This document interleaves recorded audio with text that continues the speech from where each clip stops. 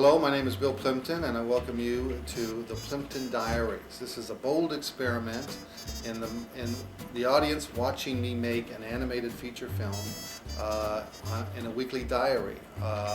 Pat, my lovely assistant, who you can't see right now, will be recording the whole process step by step, from the script to the character design, to the animation, to the sound, to the music, to the editing, to even the marketing and the film festival circuit of the making of my new animated feature film, Mutant Aliens.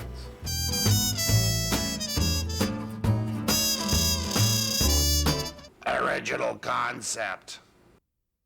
This is Bill Plimpton. I'm back again for part 2 of our weekly diary on the making of Mutant Aliens, my new animated feature film. Today we're going to talk about the origin of the idea. And I remember it was about 2 years ago. I was at my folks' rental house on the coast working on what I thought would be my next feature film about twins. One twin is evil and he becomes rich, famous, and loved by many. And then his other brother is a really good, princely guy, and he becomes hated and reviled and poor and lonely person. So anyway, I was working on the concept, and I saw this photograph of Laika, the Russian cosmonaut dog. And I was thinking, geez, you know, that poor dog is probably still up there in space, circling around the planet.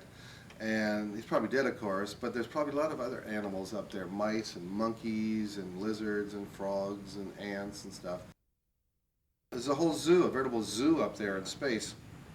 I thought, what would happen if these animals got together, united, interbred, and created a mutant alien army, and they came back to attack the Earth for revenge. I thought, wow, that's a great idea. But I thought, well, they need some sort of leader. So I thought I'd put up a human up there who was also abandoned in space, and he becomes the organizer and leader, and he gets them going.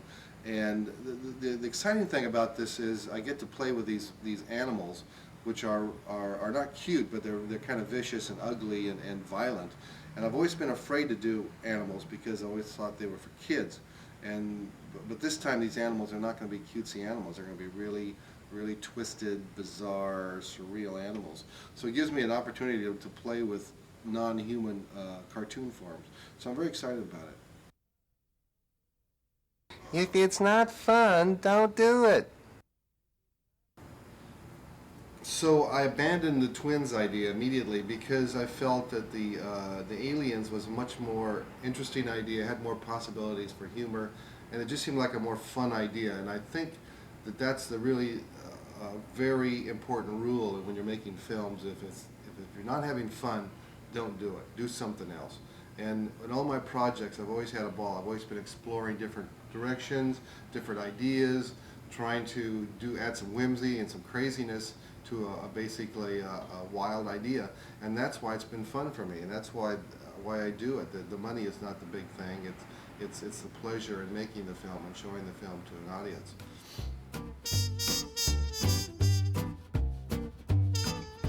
Where do you get your ideas?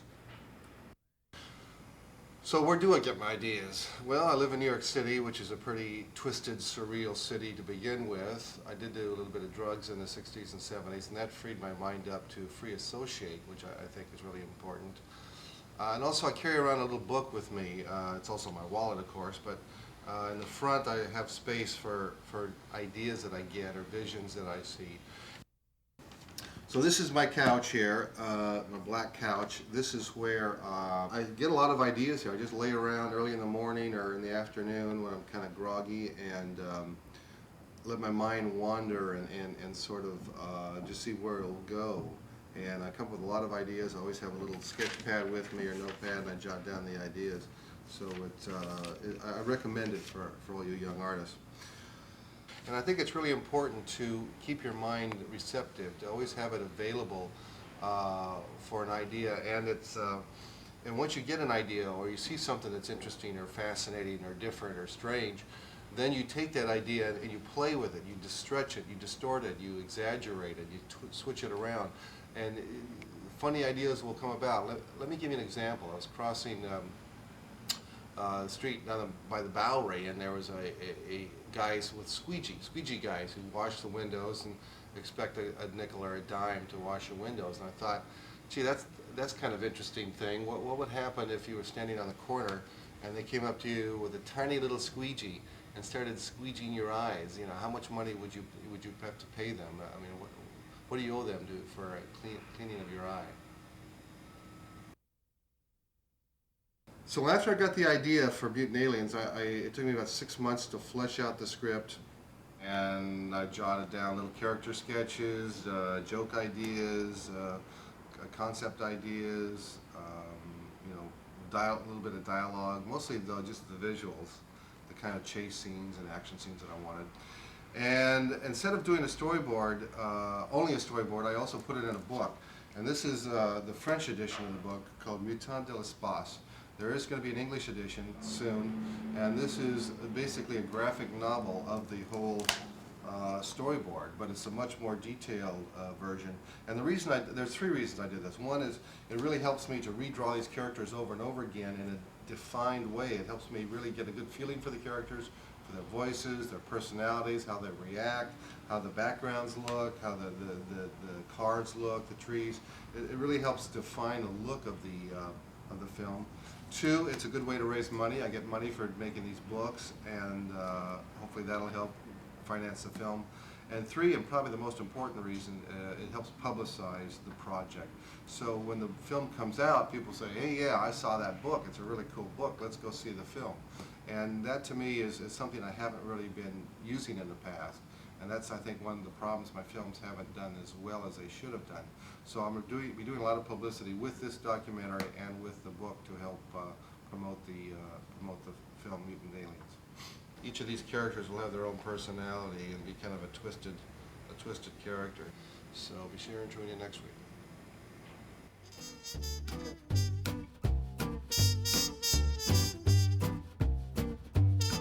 Gag ideas. Welcome to week 3 of the Plimpton Diaries, The Making of Mutant Aliens. I'm Bill Plimpton, of course. And today I want to talk about gag ideas for the film. So last week I came up with a concept for the film about these aliens that come back from outer space for revenge. And I want to play with how many humor possibilities can I come up with that concept. So I just start doodling. I start doing crazy sketches. Here's some sketches of some possible aliens. You can see there's a snake and some sort of 4-legged animal, a gorilla. I don't know, this looks like a beaver, some bugs, just animals that are fun to play with. So I just start doing a lot of sketching, a lot of doodling, and also at the same time I do what's called some rough drafts. And these are just sort of plot points in the film. And usually you know, usually they'll be like half a paragraph long with some gag ideas, something like that. And then if I need some particular gag ideas, I go over to my file. Follow me. We're going to go look at my gag idea file. This is where all my gag ideas are. You can see they're all sort of under different headings as kissing gags, cartoon copies, sex cartoons, finished cartoons, weird drawings, Christmas card ideas, film ideas, cartoon ideas. So let's take the sex cartoon file and see if we can have any ideas that we can use for the feature film. I'll bring it over here with all my script, and I open it up, and each page has about, I don't know, 20 or 30 gag ideas. So I'll go down and read through them. And so the whole file has probably 1,000 gag ideas. So this is very important when you're doing the film and you need a gag. So I started sketching this is a nose, this is the queen nose. And this is his fantasy adventure on a foreign planet. One of the problems I had with the concept of mutant aliens was that when Earl, who's the hero, the human, comes back to Earth with his aliens, he needs a cover story. So I wanted to come up with an adventure that he had in space that would be used as a cover story. I thought, what if he landed on a weird planet and all these weird things happen, and I came up with the usual idea of Martians and monsters and crazy characters and surrealist characters, and the thought occurred to me that it would be very whimsical, very funny. In fact, this is one of the ideas I found in my list, is if all the characters were body parts, like noses and ears and fingers and eyeballs and lips and things like that.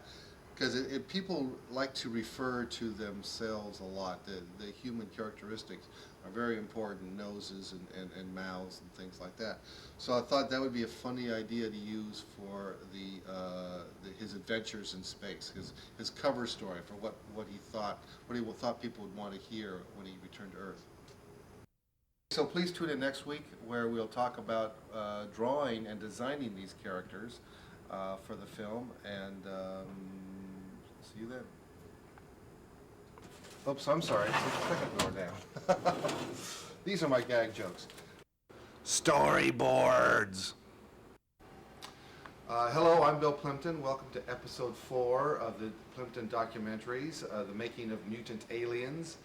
Today we talk about storyboard. As you can see behind me, this is the storyboard for Mutant Aliens. If I was a screenwriter writing a story for a movie, it would be in script form, but I'm an artist, I'm an animator, and so this is my script here. There's about 200 little sketches here. I like to keep them small like this. It's much easier to work with. And they plot out the whole development of the story and the characters. And what's really great about this is that I can move things around. If I want to put this gag up here, I can change it around. It's very fluid and very movable. So it's really easy to work with when it's a storyboard like this. So after I finished the storyboard, which I played around with and gotten to where I like it, then I transfer the drawings to book format. Each of these pages is a double page spread for a book. And you can see I really get into the timing here, I get into the detail, I start defining the characters a little bit more. I get to play with the perspective of the drawings, I get to like a wide angle shot, a close-up shot. It's really much more fun here. Now we get to become more cinematic, and this is where the characters start coming alive. Here's a countdown, 5, 4, 3, 2, 1, and I get to really jazz it up and have fun with it. This is the takeoff, the close-up of the blast off, and then the long shot of the rocket, then a top view, and then a side view. So this is where it really starts taking shape. There's about 200 drawings here, or 200 pages rather, and that's about 10 drawings per page. So that's about 2,000 drawings, and the whole film is about 1,200 shots. So it's still a long ways to go in the book. Did you design this as a comic book in the first place? Or? Yeah, I did actually. I wanted to do publicity as a book, bring the book out before the film. So I started, once I finished the storyboard, I started playing with it as a book, as a graphic novel. And that's what this is all about. So once I finish this book novelization, a graphic novelization of the story, then I go in and do the finished book. And this is the book. It just came out actually last week, Mutant Aliens by NBM Press. And these are the same drawings here as you see in the sketches, but it's a lot more finished drawings. Let's see if we can find a page that's similar. Okay, here it is here. Here is the sketch, and here's the finished drawing. And you can see they're quite similar. But when I do the finished drawing, sometimes I'll see things that I don't like, and I'll change it. So it gives me that feeling of changing things and making it better all the time.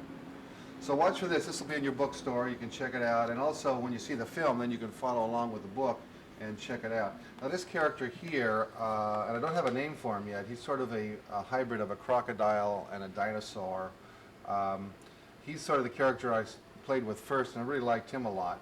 And you'll notice when you see the film that this character disappears, or is changed actually to a frog character, and then this character does disappear. So that's what's so great about this, is you start playing around with these characters and you feel, oh, this character is just not making it. This character is not fun, he's not interesting. So you drop him, and then you change him or bring in another character, or just to simplify it. And that's the whole process, is the more times you do these drawings, the more times you walk through the story, things become apparent that you want to change it, you want to make it better. So you sort of streamline the whole operation. So that's a very important part of it. So anyway, next time we will talk about the character development and the research of refining these characters. So please tune in next week, and thank you for watching. Concept drawings. Okay, I went through my space file and I got some pictures of Spacesuit Guy. And since Earl, who's the star of the film, is a astronaut, I need a lot of pictures of astronauts wearing their outfits and everything. This is a catalog from the NASA Space Center. Actually, this is a very good picture of an astronaut. So from these pictures, I will start doing sketches of the character. And what I like about the suit is it's real bulky and kind of big and almost like a blimp-like. So I like playing with that kind of bulkiness. It's almost like a cartoon character because it's so bulky. The hands are very small, the feet are small, and the head's small. And it's just very visual. It's very visual to draw. I put little tubes in here and zippers and things like that. It's kind of a fun little outfit. So I'll do a lot of these drawings. In fact, I think I have some sketches here somewhere of more drawings of Earl. Yeah, here you are. These are some other drawings of Earl that I did. Just to play with the suit and different poses. So here's a photo of the spacesuit. I took off these rubber hoses. I think this is an earlier suit that they got rid of. But I use this for the color. I like that gray color. And the helmet's not very good for me because you don't see his whole head. So what I did is I gave him more of a glass helmet like this. I'll probably put a little glass dome like that, which is technically wrong, but artistically it works a lot better. You can see his face, and you can see his emotions a lot better with a glass dome for a head. I don't know, it's pretty much all-American kind of guy. He needs a generally big nose, greased back hair, which is my forte. The thing about the film is he's going to be wearing this suit throughout the whole film, so he probably is pretty stinky by the end of the film, but that's sort of the gag, is that he's got the suit on throughout the whole film. The beginning of the film starts off with him putting the suit on, and then for the rest of the film you see him with the suit. Now I'm going to show you some more poses, because it's really important that I have work out all the poses with this outfit. So I'll do him running, something like this.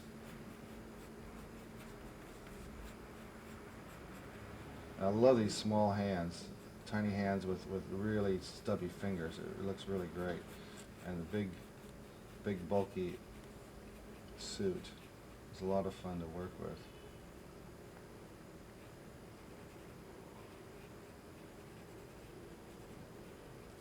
And I'll do the hand going bent like that.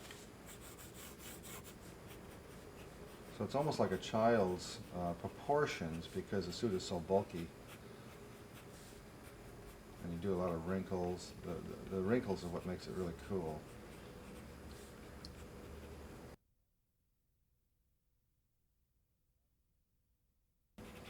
The more I draw the character, the more I sort of visualize how he's going to act and what his emotions will be, what his personal life is like, what his voice is like. I still haven't cast his voice. I don't know what his voice will be. So, although at this point I'm using my voice for the rough cut, but I will have to cast someone, someone really great voiceover artist to do him. I'll do a front view.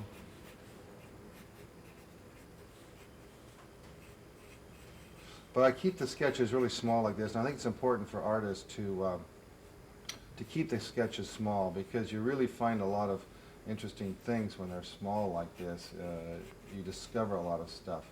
And that's an important part of doing these sketches, is really discovering where the different styles of line and different facial qualities, and you really discover a lot of great things. So this is him running.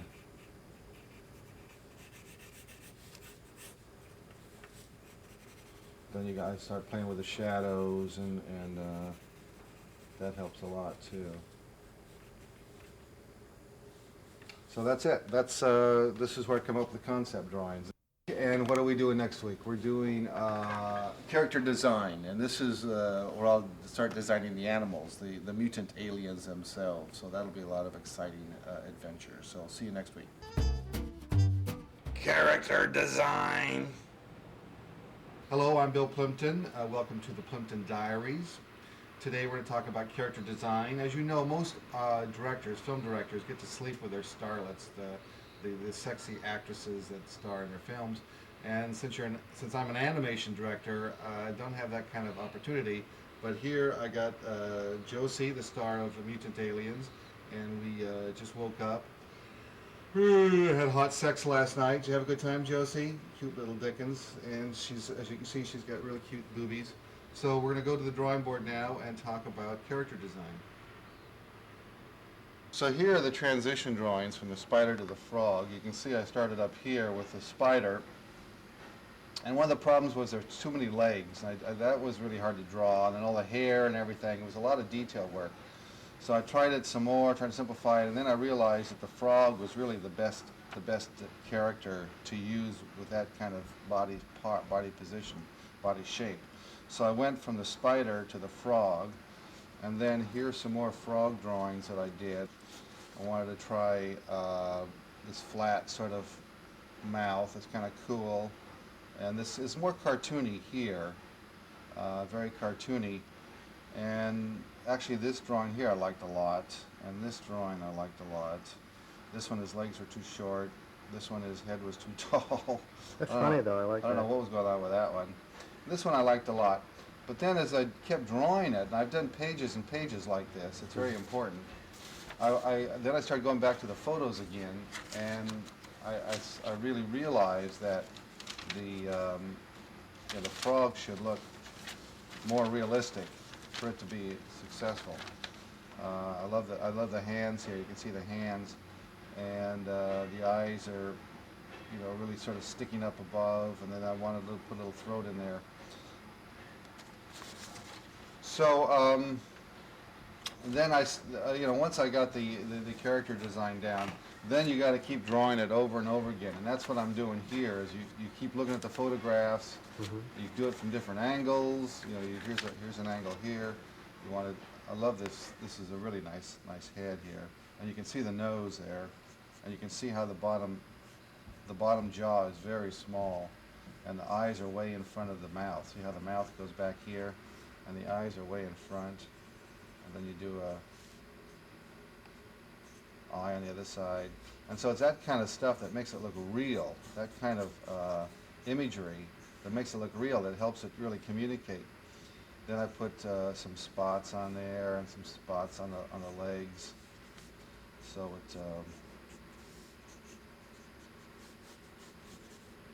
it has a real froggy feel. Now the next thing you got to really be aware of is that you're going to be drawing this character hundreds and hundreds, sometimes thousands of times. So you really want to simplify it as much as possible. Get rid of all the garbage and get it really simple, so as when you paint it, it's not so difficult to paint. So that's what happens when you draw it many times, is you start getting rid of all the garbage and just boil it down to its essence. And this is basically, I put the arms in there and the fingers. So this is kind of the character right here, and you can see how it's really copied from the photo. But then I just took the head and exaggerated and gave him really long legs. So the secret of doing good character design is drawing over and over and over, and sometimes hundreds of times before you start putting it on the animation drawing board. Because once you start drawing it, it'll start evolving again. So you really want to make sure that the character is totally perfect for you. Talk to you later.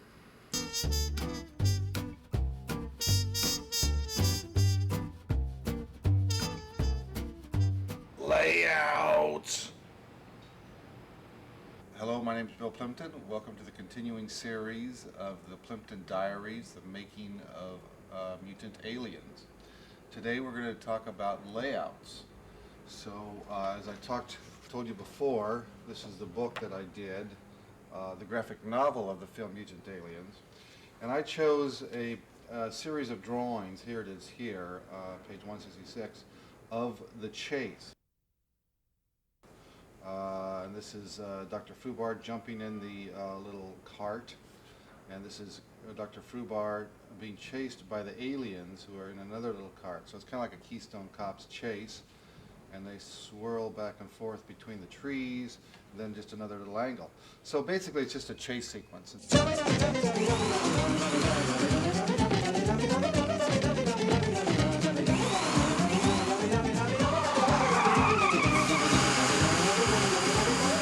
So I'm going to take that and make it into animation. So what I do is, I get a bunch of 8.5 by 11 just typing paper, regular typing paper, and come up with ideas, gag ideas for the chase. This is him jumping in to the cart, and the arrow shows what's happened, what the action is in this shot. So this is just one shot. This could be like 3 seconds up to 8 seconds, something like this. This will probably be about a 3-second shot. Jumping into the cart, it takes off. And then shot 2 is the aliens jump in the cart and they chase after. Here you can see Dr. Fubar with the dust, and then this is the aliens. I can use a really rough sketch like this because I sort of know what's going on anyway, so I don't have to do all the details. And then here they are zigzagging around the trees. This is a shot from the air, and you can draw them zigzagging in front of the trees. This is shot 3, but we're near the end of the film, so it's 12:01. This whole sequence started at 1200. It's actually a sequence. 1200, 1200A, 1201, 1202. This is an angle shot, and they're reaching out for him, and the cars are going up and down like a little trolley car.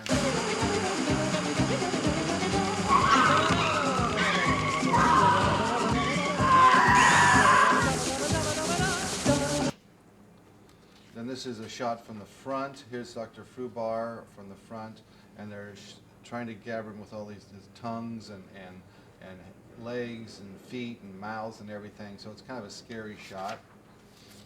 And this is a POV of the aliens. This is him watching him zigzag, and you see him turning his head back. So it indicates to me what I'm going to do in the animation, how I'm going to have him looking back. And this is them reaching the blast-off pad, the launch pad, and the car, Fubar's car zips up. He jumps in the elevator, goes up, and here comes the aliens behind. Here's a top shot of him jumping into the elevator, and the elevator is going up. Actually, this is Dr. Fubar's here. And then the aliens' car stops. They jump in their cart, and they go up. So the whole sequence is about seven different shots. And so once those are laid out, then I can start doing the real animation.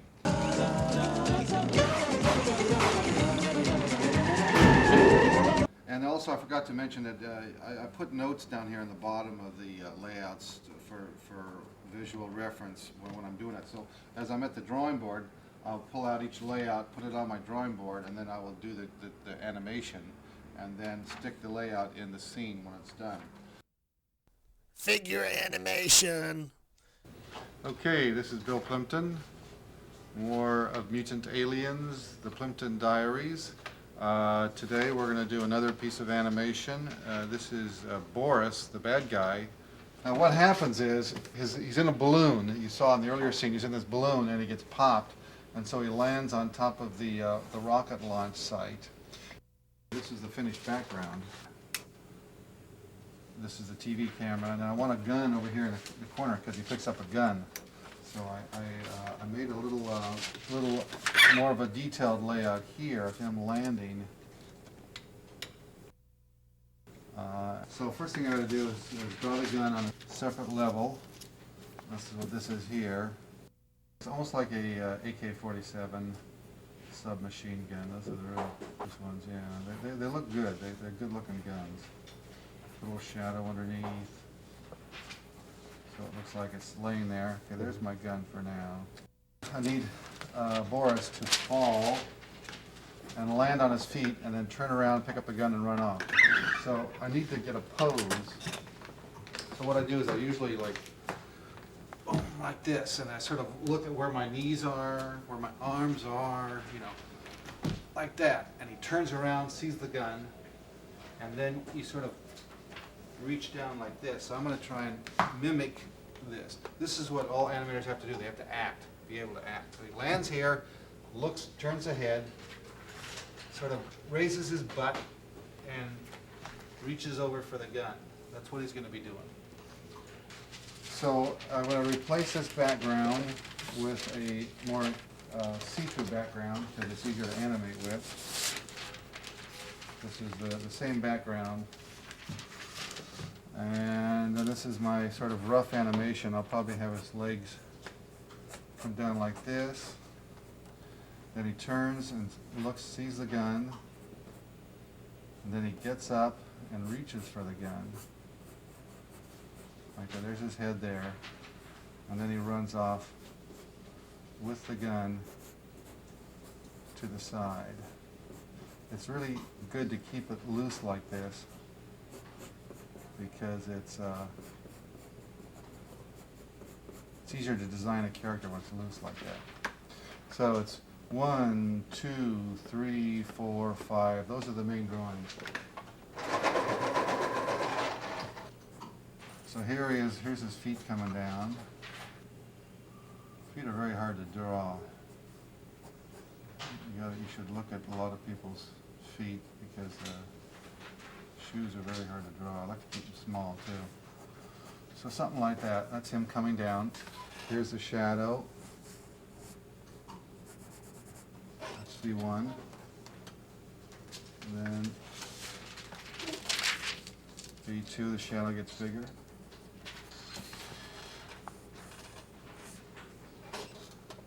And then there's V3, him coming down. And then V4, he'll hit the ground. This will be V4. And his head will go down. Now I look at his faces here to make sure it looks like him. Kind of a Cro-Magnon face. He's kind of a bruiser guy, so he's almost like an animal. And then the shoulders go out like that. His hands are like that.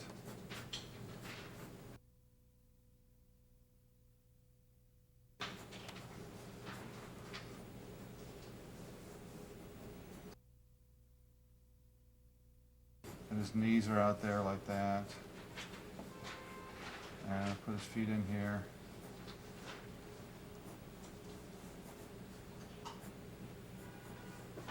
And then the shadow underneath.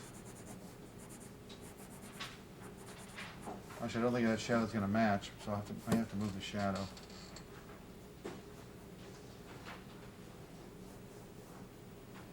Yeah, heavy on the eyebrows and the nose. Okay, so that's him landing. And then he turns around and sees the gun. Actually, no, he's got to pop up a little bit. He's got to recoil. I don't know why I draw the face first. Maybe it's just the most important part of the drawing, but.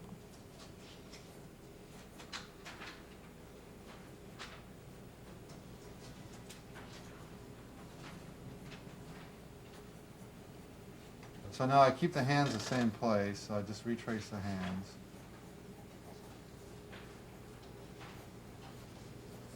And his butt comes up a little bit as a recoil.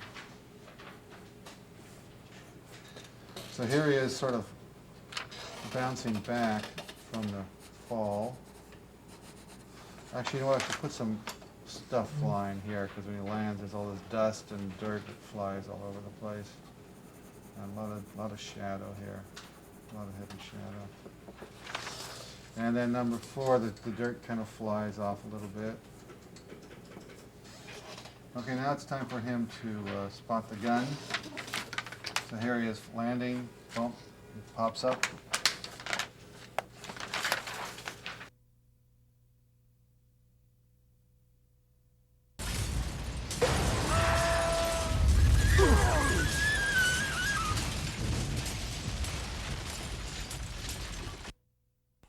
shadows. Hello, I'm Bill Plimpton. Welcome to the Plimpton Diaries. Today we're going to talk about preparation of the drawings for the ink and paint and for the copying. So now this is the scene colored, and the reason I want to show to you is because I really want to impress on the fact that the shadows are a really important part of my art. Here's some shadows here, and you can see on the back of the painting how the shadows are painted, and it's really, it adds a lot of character and strength to it. Particularly good is the Lizzie, we call him, the lizard, and see how strong, how the shadows really make him a strong, interesting character. And so that's why I think it's important to do the shadows. It's a lot of work, it takes a lot of time, and it's hard for the painters to paint it because they have to do a dark and a light of each shade of the color. But I think it just really adds a reality to it that I think is important to the film. Okay, now this is the background that I did. This is Earl, dead Earl, sort of laying on this tombstone here. And it's this is watercolor, I don't know if you can tell, and I pasted the watercolor on the background. So this is the background, it doesn't move at all. And I did a tracing of it on regular paper, very thin paper, so I don't need the background because I can't see through it. So now I have the form of the background. Then I put the drawing of the characters. These are the characters you saw in the film, and they're very sad. You can see they're very sad. So what's going to happen is this beam of light is going to come down and shine on Earl's dead body. But I need to do the shadows here of these characters. And one of the interesting things about it is when this light comes down, it reflects, it sort of glows. I want it to glow, so in effect, this is the center of the light. This is where it's sort of like a light beam, and it gives off the shadows. So what that means to me is that all the shadows will be on the back of the characters, and that makes it easy for me to do the shadows. So first off, what I'll do is I will do the detail. Okay, this is Lizzie, the lizard, gets scales, and it's really kind of fun. It's a very relaxing thing to do, give them the scales. They don't always have to match. They just each time I draw the scales differently, but generally they're the same. So this is the final step before the drawings are handed off, and basically this is the final step of my part of it, because once I finish these drawings, they go to the ink and paint department, and I'm done with them. Next time I see them, they're on film. I put all the spots on them and everything. So now what I do is I do the shadow. So we got to figure out the shadow. So I start shading in the back, so that because the light is in the center and it sort of glows. So I want them to be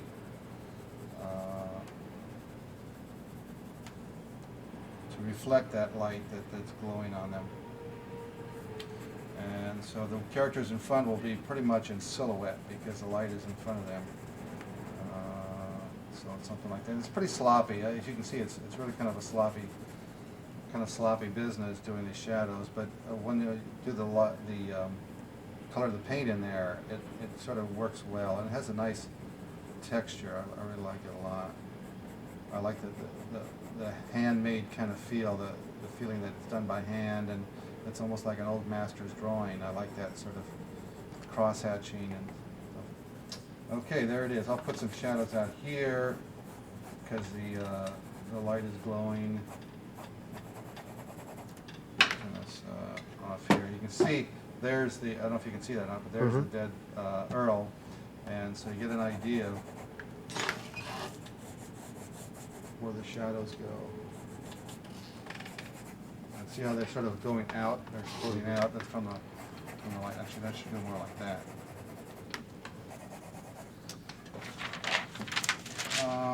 Okay, now I'll do the shadows for the painters to follow, and then I do an outline and follow my shadows that I did with pencil, and that makes it so much easier. See, like that. And then here the Bubbles guy.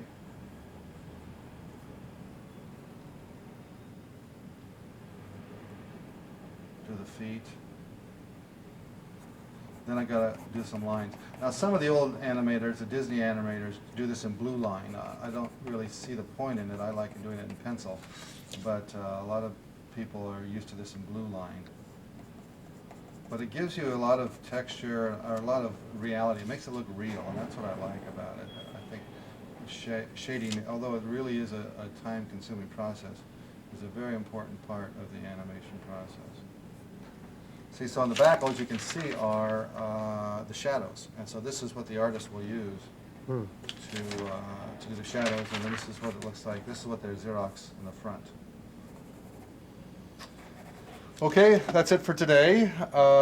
Next week we'll go on to the next step of the animation process of Mutant Aliens, Plimpton Diaries, and be sure and look for the book Mutant Aliens with MBM Press, and it's in most of your big bookstores. See you next week. Toodaloo.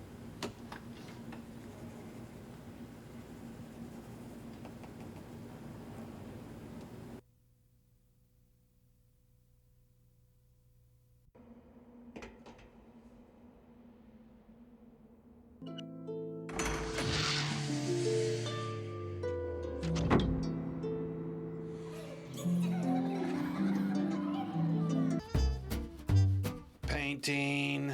Hello, I'm Bill Plimpton, and we're back with the Plimpton Diaries, the making of Mutant Aliens. Today we're going to talk about painting the film, and this is probably one of the most important parts of the film because this is where the drawings become color, and they're ready to go to camera. So this is one of my painters, Signe Baumann, who you've probably seen in a lot of my films. She's the Picasso of painting cells. Rolls Royce. The Rolls Royce of painting cells. I'm sorry. So I'm going to let you, let Signe talk to you and tell everybody how to do it, because frankly, I don't know how to do it. So she knows more than anybody, so I'll let her talk. Well, I learned it from you, Bill. Yeah, right. We get that drawing. First we get the drawing, Bill gives us a drawing. And then we have to decide colors. And Bill gives general idea. He says, the secretary, blue dress, Josie, blue dress. This is kind of like, you know, hockey. And then we take the jars over here. And this ready jars from Cartoon Color. And it says ochre, number 20. And then we mix it with white. And we create colors which have names like wind, chair, shadow, like missile, number 211, like all Josie's hair. And then when the colors are mixed up and we got approval from Bill Clinton himself, who is the president of animation, then, and there's all characters are designed and all the colors are written down, so there would be no shift in colors in the middle of scene. Nobody can change her skirt, you know, it has to be the same color. And when all the colors are decided, we just go to our tables and we sit down. And like, for example, I got to paint dog. Now I'm turning this light box on. But you put, like, it's like a factory. You put all the drawings one by another one. And you know, this is one drawing, this is another drawing, and this is another drawing. So, you know, there are all the dog drawings here. I got to paint a dog, so I find dog colors. I find dog shadow and dog. And I start, and I flip the drawing over. You see the drawing was like this. Okay. And I have to flip it over, so the cell would be from the other side. So, you know, from this side it looks like this with lines. Mm-hmm. And from the other side, it's just getting painted like that. I painted his shadow. Look, it's just his shadow. And now I'm coloring his skin coloring. And I painted already his top of his nose. And I didn't paint his tongue yet. You need the light bulbs because it shows you if you covered it evenly. You have to cover it evenly because if you cover it with lumps, then cameraman has a problem with Newton rings. And if you cover it very thinly, then the background shines through. You know? Now, if you make a mistake and you go beyond the line, you Oh can yeah, just... like for example like this. I did Yeah. a mistake. So I pushed it up back with finger. Oh. So it's nothing really like, you know, criminal if I do a mistake. You can do a mistake, but you got to be quick to fix it because otherwise, if it dries out, it's harder to scratch it off. Yeah. Now, you have to let one color dry before you can put on another color, right? Yeah, but if you are in a really hurry and if you do it really, really careful, you can do it if you're in a hurry. So there's the color. And then from the other side. I don't know which you like better. I kind of like both, actually. Yeah. It's an animation. Like that. After we finish painting, like this scene is finished painting, this is a bad guy, right? So we put the background on, and it's, partially, just to check the setup. Then we put his body on a cell, playing violin like this. And because he doesn't have hand, so we put this thing on his hand. And then it's important that these match lines would match, So this hand here and this hand here, and it would be, like the colors should match also. You gotta make sure that other hand lines Right. up too. I see. Right. Okay. And we have to really check it before cameraman gets it. Because if cameraman gets it off a bit like this, he has a problem to shoot this. And the problem being that the shoulder's in the wrong place. Yeah, Yeah. yeah, but right now it matches perfectly well, Yeah. so he would be very happy. Right. That's what I want to say. And the next step, I guess, is checking and cleaning, and then going to camera. And you've got to be very fast still painter because there are so many things to paint always, and painting is the most time-consuming from all the processes here. The pegging is easy, copying is easy, and the painting takes more time because each color, and you have like 12 colors for each character, each color has to be, put in, and it takes like 30 seconds or 40 seconds. For some people, it takes minutes to put one color in. So if you put 12 colors, 12 times many 1 shots? minute, it Right. makes 12 minutes for each drawing, and there are hundreds and thousands of drawings, so it's many, many hours, So you really have to be fast. And I say always that animation is like a knitting, You make like one little loop, you make a sweater, but it takes time to get there. What you having, Bill? He eats also sometimes. He eats sometimes? Yeah, he eats sometimes. Not very often. He's sneaking into the corner to have a I'm eating look. my lunch, yeah. Bananas and yogurt and granola.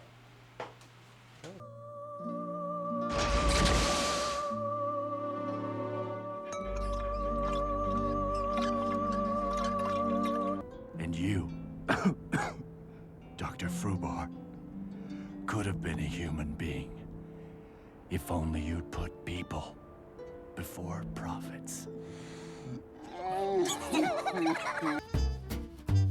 Backgrounds. Hello, I'm Bill Plimpton. Welcome back to the Plimpton Diaries. Today we're going to talk about doing backgrounds, and this is my setup, my blank white sheet for the backgrounds. The scene today we're going to do is a picture of the White House, and this is actually a more close-up view of it. I decided to make a longer view of it, so this is from the book Mutant Aliens. Be sure to pick that up. So this is the layout sheet that I go by, and you can see this is the White House, very small, with trees around here. And it's scene 602, so I'm going to set up this background shot right now.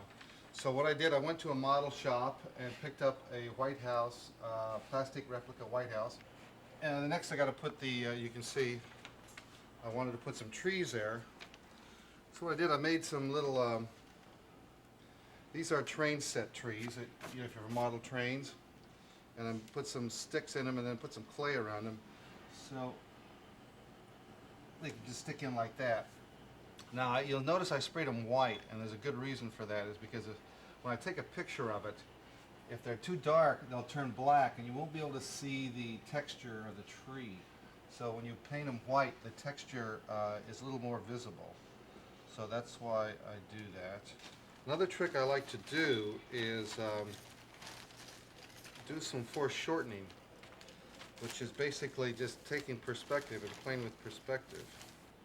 So what I'll do is I'll take a smaller trees and then put them in the back, and these are much smaller, but what they do is they really make the perspective exaggerated. It looks like they're like really a long ways away, so it really helps with the skewing of perspective. I'm forcing perspective. They call it forcing perspective. For one setup, you can shoot 3 or 4 different angles. and you save a lot of money on painting backgrounds. So now this light here is going to be the sun. So what I'm going to have to do is have a really strong single light and no supplementary lights. So yeah, you can see now it looks a little more real. Now the camera I use has a fisheye lens. This is a very wide angle lens, and I need it to exaggerate the perspective. So yeah, that looks beautiful. Oh, that's great. So I'll take a bunch of pictures.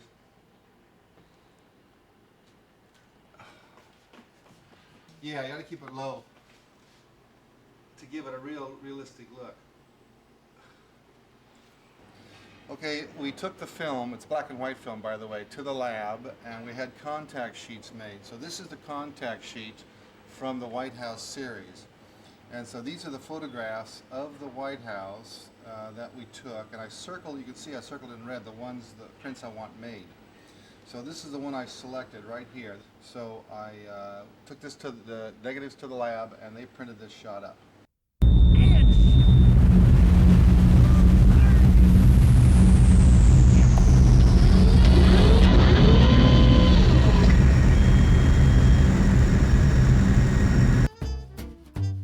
Background.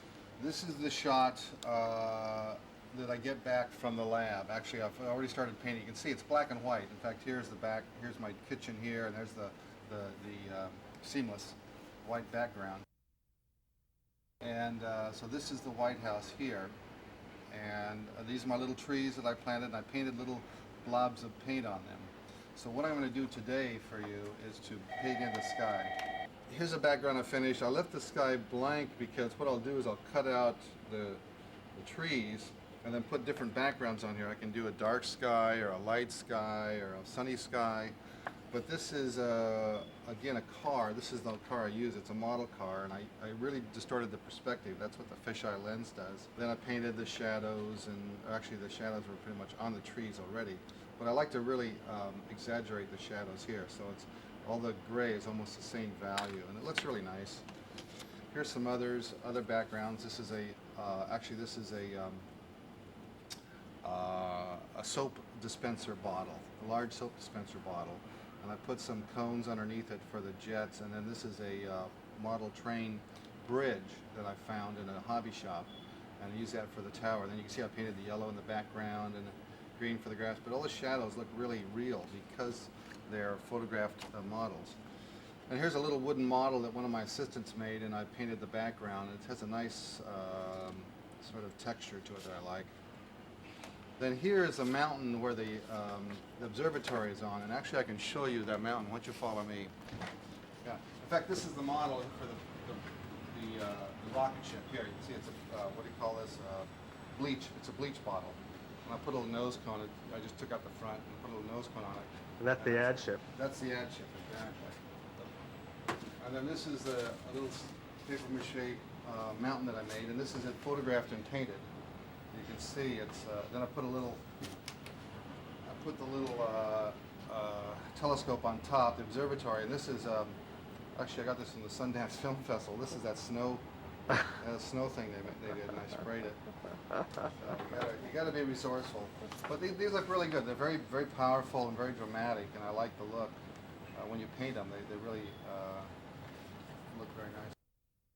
So these are where all my model setups are. This is a close-up of the observatory, and this is the tower, the tower for the rocket ship takeoff. The reason I keep them is because if I need a new model, a new angle that I don't have, I have to keep those until the film is finished.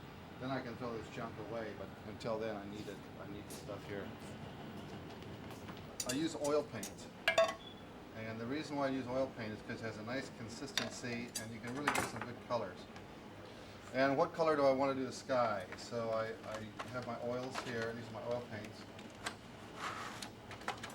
And I want sort of a rosy feel, a sort of a nice rosy feel. So I'll do some yellow ochre, some regular yellow.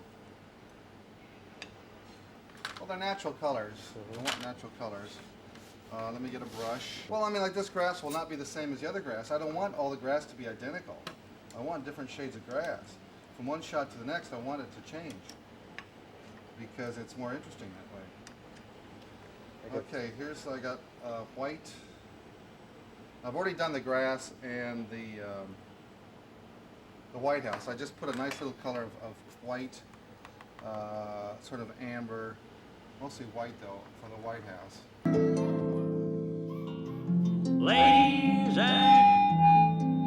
Ladies and gentlemen. Can't be. It is. Come on, Josie. Camera. Bill, what'd you do with your movies? It's in the film? Yeah, where is it? It's in the bottom there. Okay, we got film. Film. And we got an A to B movie. You got an A to B move? Yeah. It's. We just want to see some drawings. I And don't see it's a the little slow. field guide for the A to B movie. I'll just make it like it's a 10 field. Oh, I should. That's a nice piece of art, isn't it? Yeah, beautiful. Today we are here with my cameraman extraordinaire, John Donnelly. This is what he's got to shoot today. No, I'm joking. I'll have it done by the end of the week now. So we're in crunch time, basically, is what it is. We have 2 more months to finish this film, shooting and editing, and to get ready for Sundance. So this is one of the final stages of it, is shooting the picture.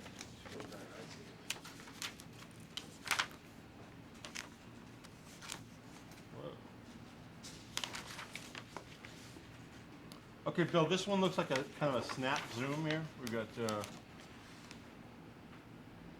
about a 4 field through 10 field in like what, 6 frames? From 8. Boom, Yeah, it's like 8 yeah. frames. He like turned his head and said, "Whoa." Yeah. What is my future wife doing under that big nose? By the way, there's 1,400 shots in this, and John says he's done over halfway. I say 700 is halfway. He says 400 is halfway. No, I'm in the 6s now. Let's see, the car explodes.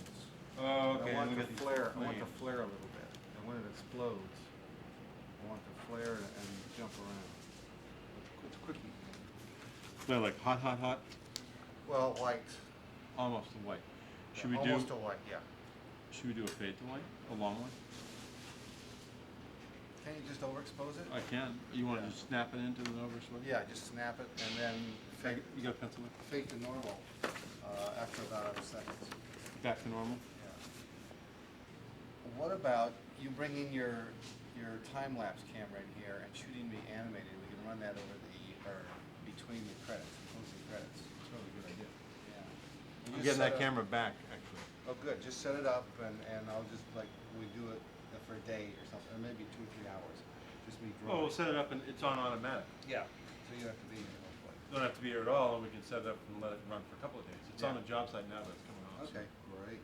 I've never seen that before. That'd be kind of fun for Yeah. closing credits. No, he really has been my cameraman for how long now, John? 10, 15 years? 15 Yeah, almost. it's been a long relationship. So after John goes through all the scenes with me, if there's any problems or questions that I can answer or mistakes that have to be fixed, then once we both approve of the shot, then he takes them back to New Jersey and shoots them. And I guess that's where we'll go next, is to John's camera in beautiful Jersey City, New Jersey, right? That's right. That's right. The garden spot of The Garden State, yes. There is a garden. the garden spot of the Garden State, yes. The camera garden.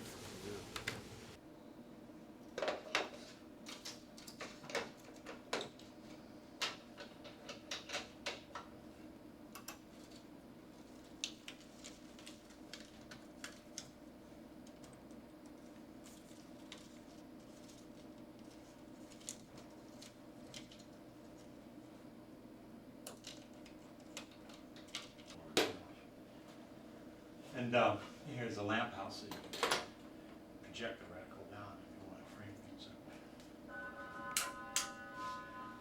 The computer gives us 16 axes of motion control.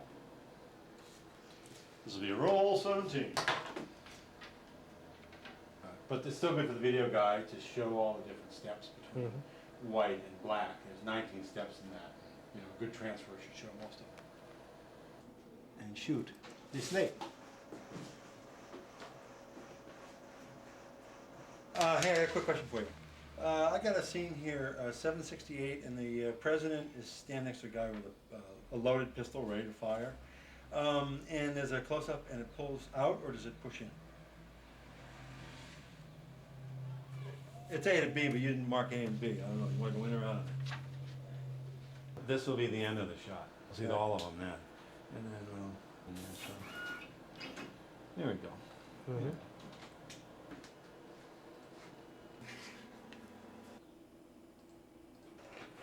It goes from him. I'll zoom in to the guy with the gun. It's coming in. It's coming in. Coming in for a landing.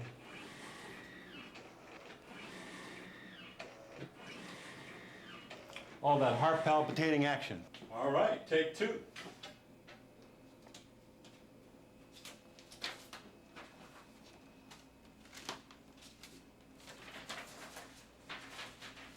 Cool. There you go.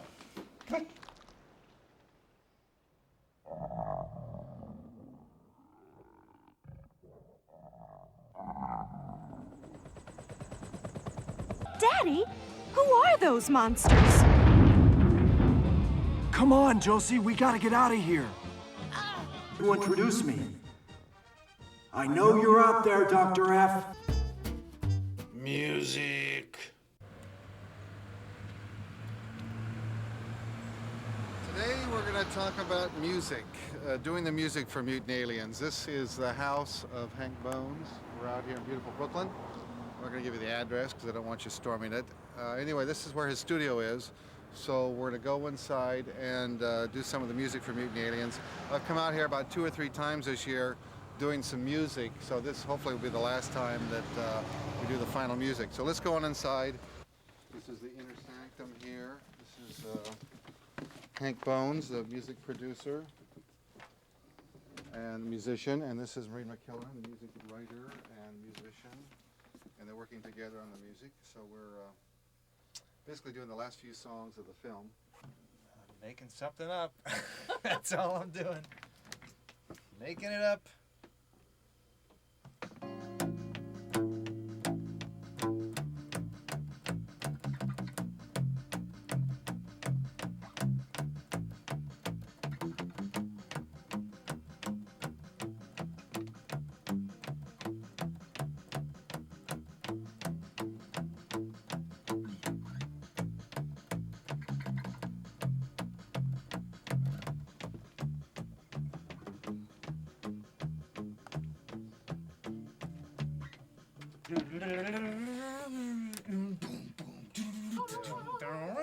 It's gonna be nutty. Yeah, crazy.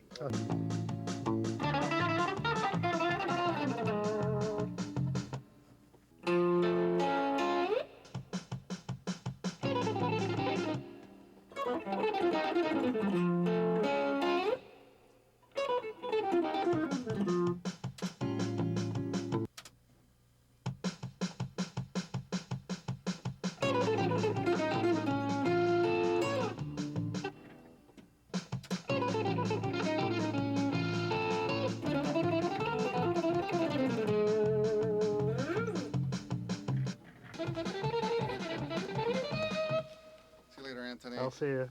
Hank. I'm See you sorry. later, old bean. I'll be You around. wanna walk him out? Oh, no, I'm okay. We're layering Wagnerian sounds on a very edgy track. You say Wagner, And I say Wagner. Wagner. Let me try it. Let's try one. Oh, baby, you go, girl.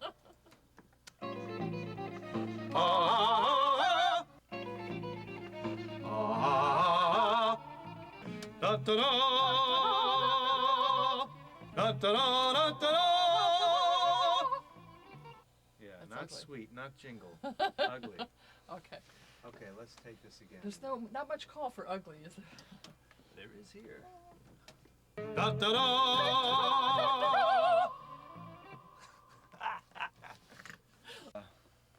Shinkies! Shinkies? Shinkies! Shinkies! Yeah, okay, Shinkies. Germanic, right? How about Schminky? Schminky! Schwazzled! Schminky! And another word too. Schminky. How about schminky? Schwitzy. Spritzel. How about Right, spritzel? spretzel. Schminky spretzel. Just spritzel. Spretzel. Spritzel, yeah, okay. Spretzel.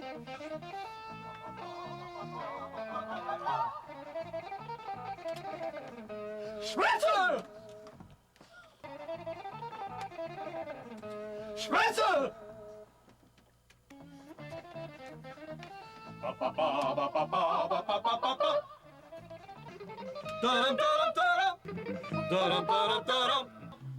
Der Preis voll Fleisch, Gitzen, Gießen nach der Leber. Let's see how that worked. So it means the green alien that's dangling is about to fall. We should write an opera. This is school. It'd be easy, wouldn't it? Can you start from a high A? Let's see. Oh, wait a minute. Let me try it. And just going down. Yeah.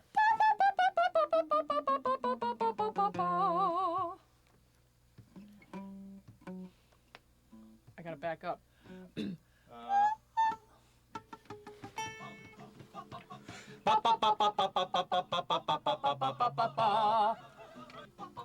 Katzenbogen, Katzenbogen, Katzenbogen nach der Leber. Well, a few more loud and glorious high C's, and we're gonna finish up with this. And what it's gonna be like, only God and you knows. And here we have. Just having a pickin' party. On Bill's dime. Fun on Bill's dime. Yep. Okay then. All right, And so it's off. It's back to work now. Everybody back on your heads. here we go. You know? Let the nails sink in. Katzenbogen, Katzenbogen, Katzenbogen nach der Leber.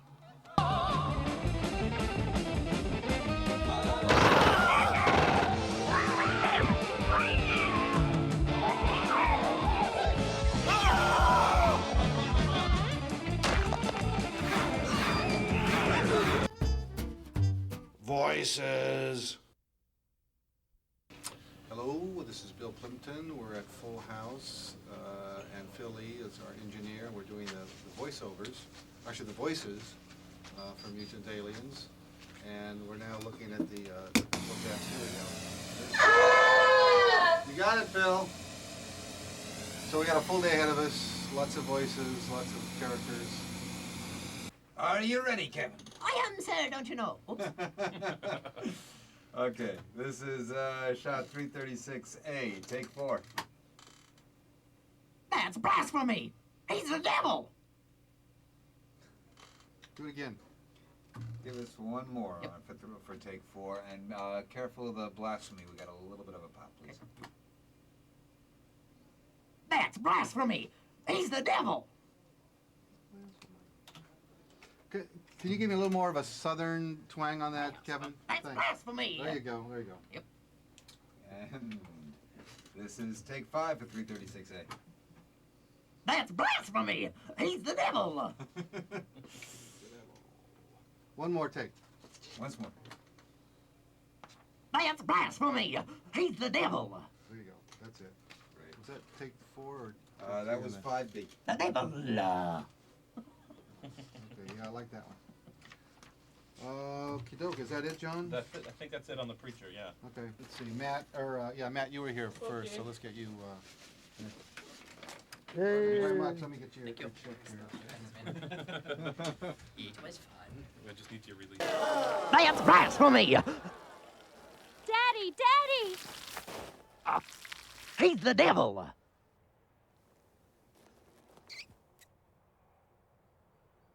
Daddy! For scene 436, this is rhythmic panting of the Queen Nose, and it's take 14.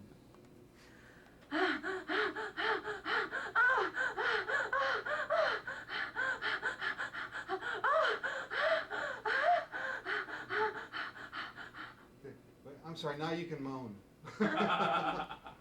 So do that, heavy breathing and the moaning, Okay. And this is for shot 436. It's Heavy breathing and moaning, and it's take 15.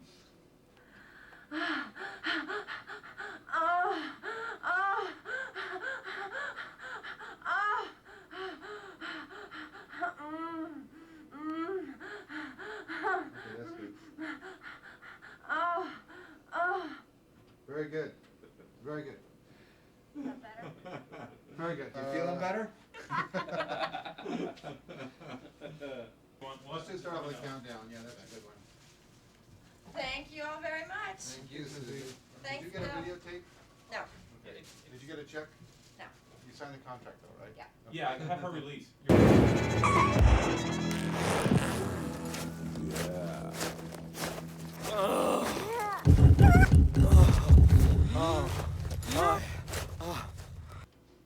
Wow, what is it? Wow, what is it? Wow, what is it? No, it's a fucking asteroid! No, it's a... Both of those, I'm sorry, both of those, John, you gotta really, you're looking at a big screen on a wall. What is it? It's a fucking asteroid! So you really gotta back up, Project. and let go, yeah. Okay. 'Cause it's a big room, you know, that big spacious room there. Yeah.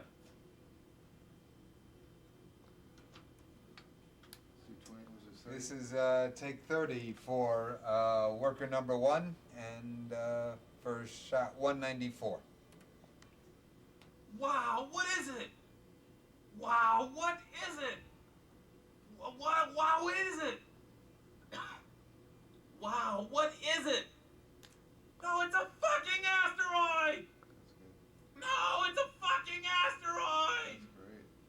No, it's a fucking asteroid! Jeez, all three of those are good. Which one did you like, Phil? I like B. I thought it was really. Wow, what is it? A new sun? A new planet. No, it's a fucking asteroid! And it's heading our way! You've got to call Dr. F. Test screening. The last scene has been painted, so in honor of that, we have this party tonight, where we're grilling up some chicken and having some beer and some salads And drinks. wine and oh, it's a pretty merry occasion. I think it's a sense of relief. This is our wrap party. We're wrapping. Actually, tomorrow we're wrapping, but it's such a beautiful day today. We decided to have a little picnic tonight. It's a very pleasant night in New York City. And these are three of my best painters, Lori, Celia, and Andrea from all over the world here. Oh, look at this. Beautiful. And you spelled it right, too. How come it's green? What is that? What does that mean? So it looks mutant. Oh. What is Oh, I'm sorry. I should have looked at it immediately. That's great. Delphine, how do you This feel? is Delphine. Yes, She hello. was actually production, head of production for about 6 months. Yeah, well, 9 months or something. Yeah, 9 months. Now they've been putting in very long hours, and it's partly my fault. But they're doing a really good job. I mean, it's so exciting to have this film finally done after 2 years. How do you feel now? Well, I want to see how it looks, actually. I'm not quite sure how it's going to look, and I want to test it. I want to see how people respond to it. Okay, smile. All right. Ooh, Mutant Aliens 2000. And it's green. Oh, and it looks mutant.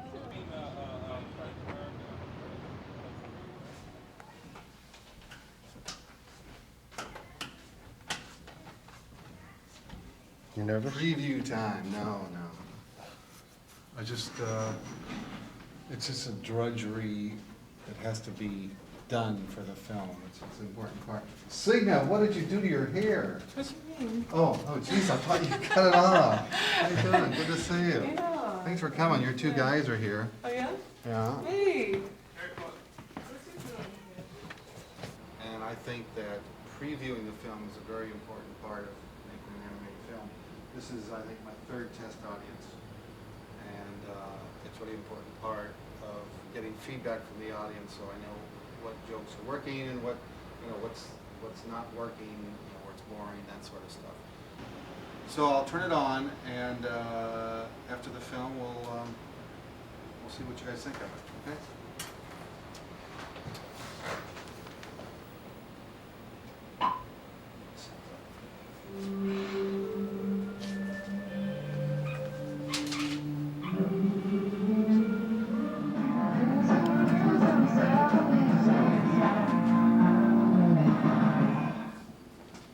You guys want to take a break, get something to drink, or use the bathroom or something? All after. Be my guest. No, I had a couple of questions. I have to Sure. actually go very quickly, but you know, I remember in the very beginning of the chase, all of a sudden they speed up and there's a swish and Yeah. swish and swish. Yeah. What is that about? Well, it was an experiment I wanted to try, and obviously nobody likes it, so Well, it's what is it? coming What is up. it? Well, it's just, it's these people, they're going so fast that they're so blurred that you can't see them. And it's supposed to be like a visual joke. I think just- that, I think it worked. The No, only thing I don't think it, Yeah, yeah. well, a couple people have said that they felt like I lied to them, because I told them this whole big fantastic story about the nose planet, and then all of a sudden, forget about that, it's actually another reality. Did that bother you at all? That's what he was doing. He was lying to them, wasn't he? Yeah. There was one moment where I thought we weren't going to know the truth. Because after the first segment, he tells her. Right. And I thought that was kind of nice. Yeah. That I was never going to know. Because it was that lofty, though. Yeah. But then I didn't mind learning because it really spread out more and it took me to a different place. Thanks a lot, guys. You've really been helpful. I wish I could put your name in the credits, but it just doesn't. It's too late. Really got the credits.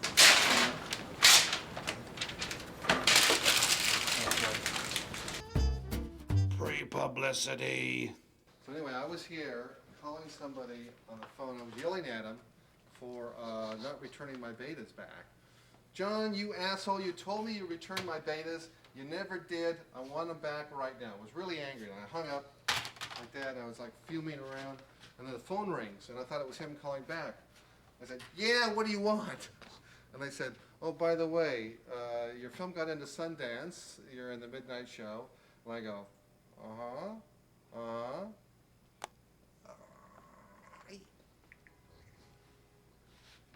Thank you very much. I'm very happy about it. That's a little recreation.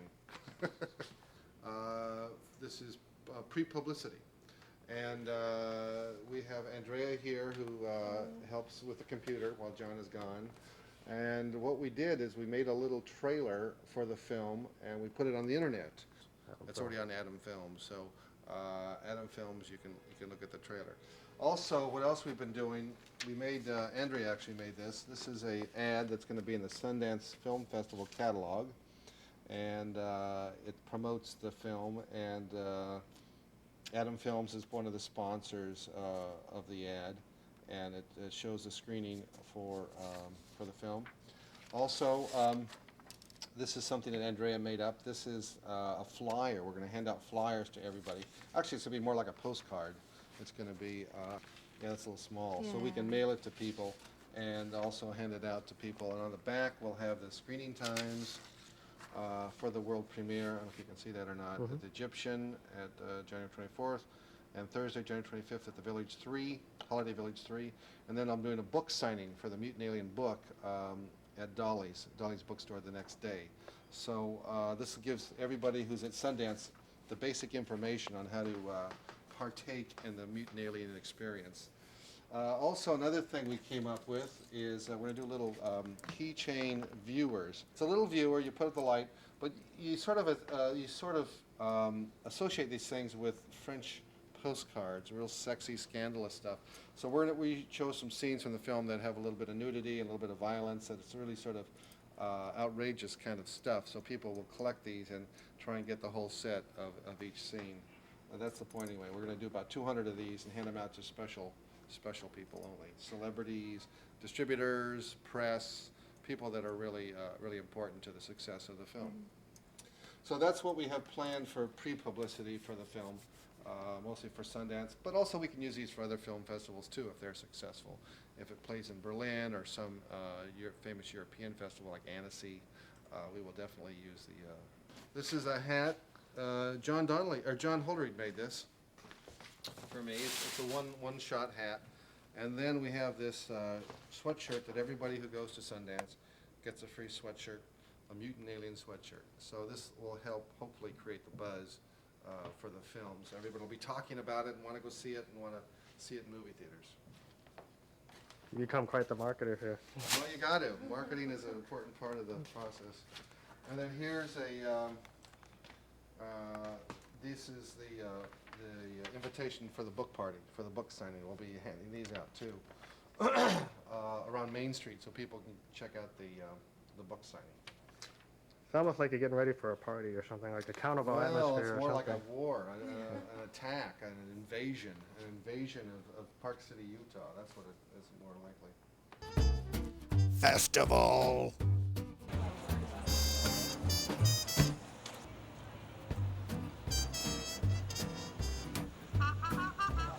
Success. But we got a lot of stuff to do today. We got a sketch pad. I'm going to do some characters of the film. I brought some drawings, some original artwork from the film. Horizon line. So I love doing stuff like this. Don't ask me why. It just seems proper. It seems right. Guys with suits should always be skewered. I don't know. World famous animator, indie superstar.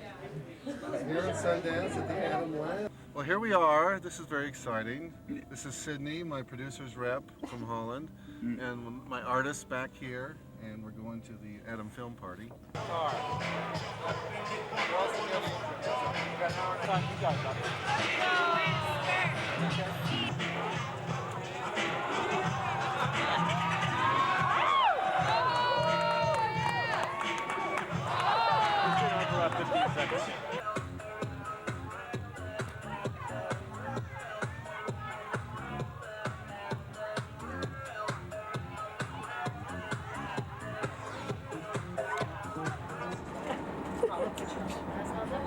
Do you have a dirty one? Yeah, we got a dirty. Do you want to see it?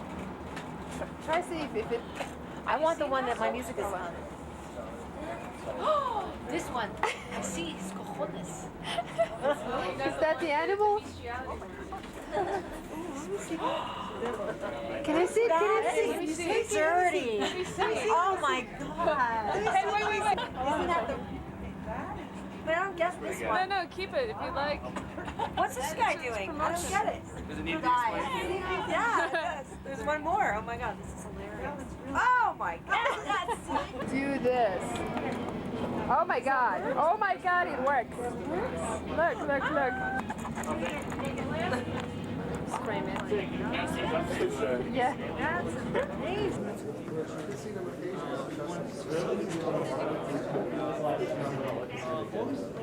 This is Sydney Nader, who is handling foreign sales and is my producer's rep. It gives me great pleasure to welcome you to this evening's midnight series screening of Mutant Aliens. This is a festival that I've talked a lot about in terms of animation. You know, in some ways, independent animation is something of an oxymoron. It's something that really has never fully existed, with the exception of Bill Plimpton. You know, we've shown Bill Plimpton's works for years. He's the only person I knew who literally took on major feature films as an animator. This year was interesting because there were 3 other feature films in the festival that have animated segments in them, and it's also very, very clear that a lot of the way production aesthetics and a lot of, in fact, I think a whole new generation of filmmakers are going to be using animation a lot. That said, it's really great that we have someone here who's with the same level of perversity and wonderful style that he's always had. It's a great pleasure to introduce to you Bill Plimpton.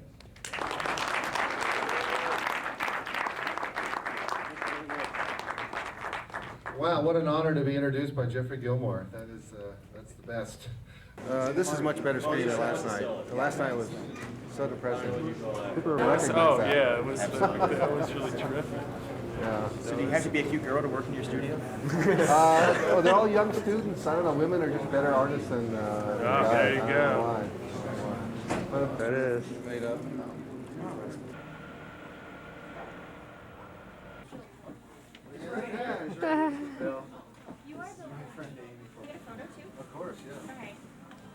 right over here. 1, 2, 3. Great. Perfect. Thanks. Thank you. Zach Orth, famous actor. Ready? 1, 2, 3. Thank you. Very nice.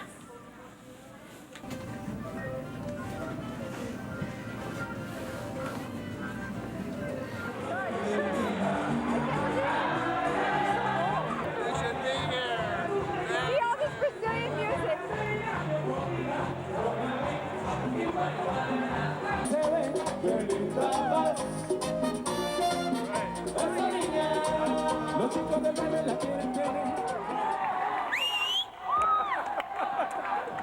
No mas! No mas! Film premiere.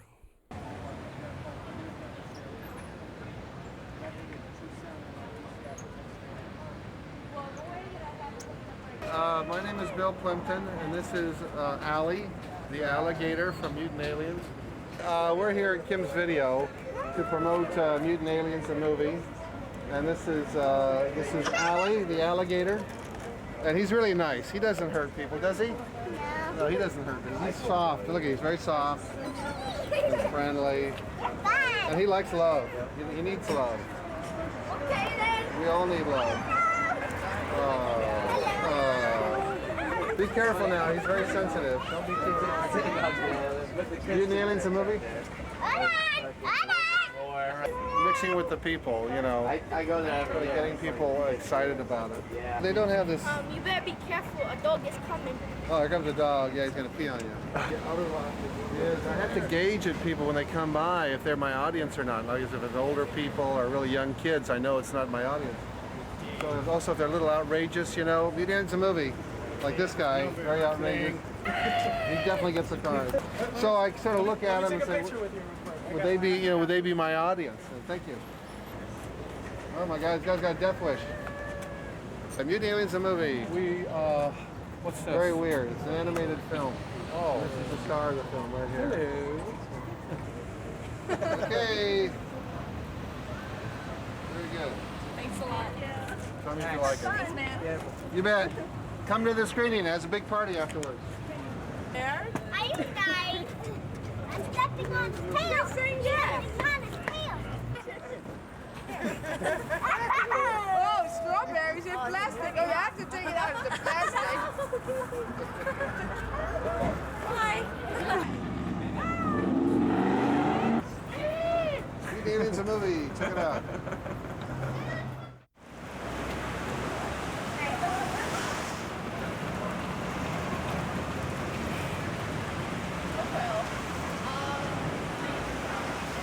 Let me give you an invitation to the party. I've got leaves You've been a in my full house, shirt. haven't you? Full house, 8 to 12. How you doing? I know what, the same thing as Sunday. I figured this would be our opportunity to get in We tonight. had a blizzard. It's awesome. If you want to buy tickets, buy for the tent and show. Don't hang out in front of the theater. Oh, no hurry. Well, I kind of give it a Hanukkah or something. I just ate that power bar. So he said I have a few minutes to talk a little bit before the film starts. And I don't know, it just seems perfect that that weather storm came in at the right time. It's like, this is a crazy film and it's crazy weather outside. The concept for this film came when I was looking at a magazine. I saw a picture of Laika, the Russian cosmonaut dog. And I thought, is that dog still up in space, circling around in some tin can? And I thought there are probably a lot of other test animals that are stuck up there in space, and you know, they're probably really pissed off. And I thought, wouldn't it be great if they were something? I just got